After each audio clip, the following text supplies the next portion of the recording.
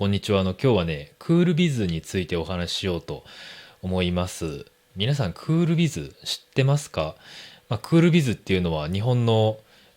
服のルールみたいな感じなんですけど、その日本でね、いろいろ服のルールってあるんですよ。その制服がある会社があるし、学校でも制服があるところもあるし、スーツを着なきゃいけないとかね、いろいろ服のルールがあって結構厳しいんですけど、最近日本でも服のルールがだんだん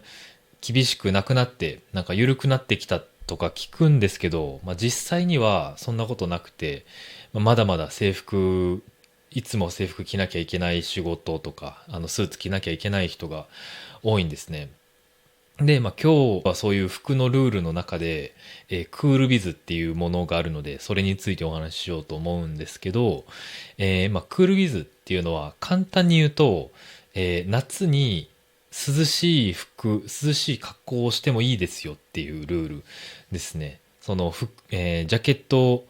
スーツを着るときにジャケットを着たり、ネクタイをしたりしなきゃいけないですけど、そのクールビズのルールでは、そのジャケットを脱いでもいいし、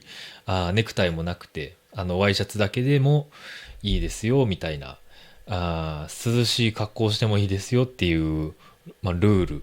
なんですね。ネクタイとかジャケットは別になくてもいいんですけど、その、短パンで会社に来るとか、ミニスカートを履くとか、サンダルで、仕事するとかはまだ結構ダメな会社が多いと思いますね。でもこのクールビズっていうル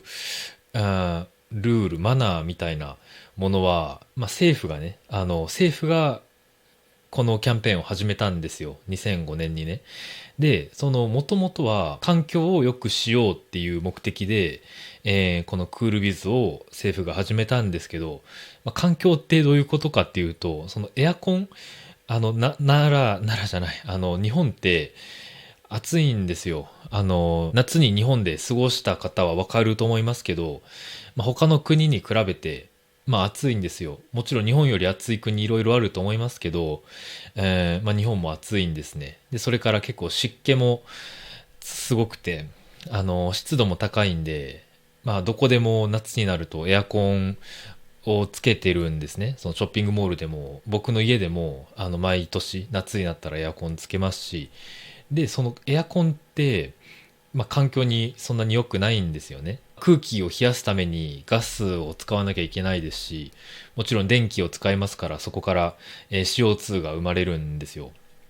なので、エアコンって環境にとっていいものではないので、その、クールビズの期間は、エアコンの設定温度は28度にしてくださいっていうルールがあるんですよ。で、そのエアコンを28度にする代わりに、ジャケット着なくてもいいし、ネクタイしなくてもいいですよっていうキャンペーンが、2005年に政府によって始められたんですね。で、その2005年より前は、エアコンは、24度ぐらいが普通だったらしいんですよ。でも、そこから4度上がって、クールビズの時は28度にしなきゃいけないっていうルールがあるみたいですね。でも2005年より前は、エアコンはもちろん24度だったんですけど、その、ジャケットも、夏でもジャケット着なきゃいけないし、ネクタイもしなきゃいけない。それで、上司が、そんな格好、その、ちゃんとしたスーツの格好をしてるから、部下も上司みたいな格好をしなきゃいけないみたいな、雰囲気があったみたいなんで、結局みんな、スーツ、ジャケットも着て、夏でもネクタイを締めるっていう流れがあったみたいなので、今そういうものがちょっとなくなったから、なんとなくクールビズって良さそうなイメージがあるんですけど、実際に、どうなのかっていうことについては、実際にはまだ、暑いっていうことを僕はよく聞きますね。その28度、エアコン28度って、そんなに涼しくないし、このネクタイとかジャケットなくても、まだちょっと暑い。特に最近はね、あの、気候変動とか地球温暖化みたいなのもありますから、夏にどんどん気温が上がっていって、40度になる街とか、そういう年もあるぐらいなので、28度でも、まだ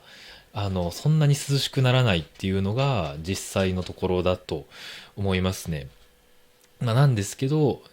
未だに2005年に政府が始めたキャンペーンに基づいて、エアコンの温度を、キープしなきゃいけないっていうことですね。でも、なんかね、日本人、特に年上の人の中で、エアコンは悪いもの、エアコンイコール悪みたいな考え方をする人がね、いるんですよ。体に、エアコンは体に悪いっていう迷信を信じてたり、体が冷えすぎるから、良くないっていう人もいますね。で、僕の、学生の時も、こういうタイプの先生がまだいたんですね。教室に、エアコンと扇風機があったんですけど、エアコンとか扇風機は、体に悪いから、私の授業では、エアコン使いませんみたいな先生もいたので、やっぱ年上の人になるとね、結構考え方が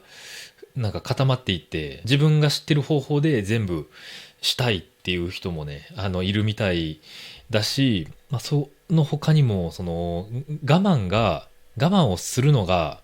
いいことだっていう価値観も日本で結構あるんだと思いますね。自分は暑いって感じてるけど、それを我慢して、で、その我慢することが美しいこと、なんか美徳みたいに考える人が、いて、で、それ大抵年上の人なんですけど、会社で偉い人って大抵年上の人じゃないですか。なので、ちょっとぐらい暑くても我慢しなさいってことで、エアコン28度のままで、クールビズのルールを守る会社が、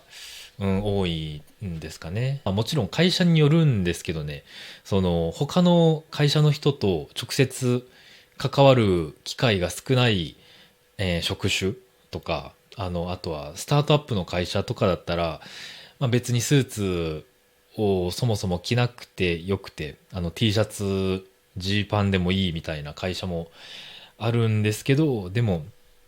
まだ大抵の仕事とか大抵の職種では、スーツ着なきゃいけないと思いますね。特に、他の人と関わる機会が多い仕事は、本当にそうだと思います。営業の仕事とか、受付にいる人とかね。そういう人は、日本だけじゃなくても、他の国でも、スーツ着てる人が多いと思うんですけど、朝に駅に行って電車に乗ってみたら、本当にスーツ着てる人が多いんで、そういう人を見たらね、わかりやすいと思います。でも、夏の時に、そういう人を見ると、結構ネクタイなかったり、ジャケット着てなかったりする人がほとんどなんで、その理由はクールビズだからですね。だいたいクールビズって多分5月から8月とか9月ぐらいまでだと思うんですけど、会社によってちょっとずつルールが違うと思いますけど、そのぐらいのクールビズの期間は、ジャケットを着なくていい時ですね。今話したみたいにクールビズってその環境とか日本の文化とか、マナーとかいろんなものが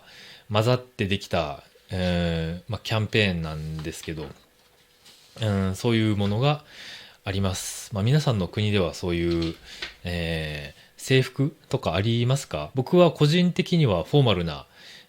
服装も好きなんで、別にジャケット着たりネクタイするのは、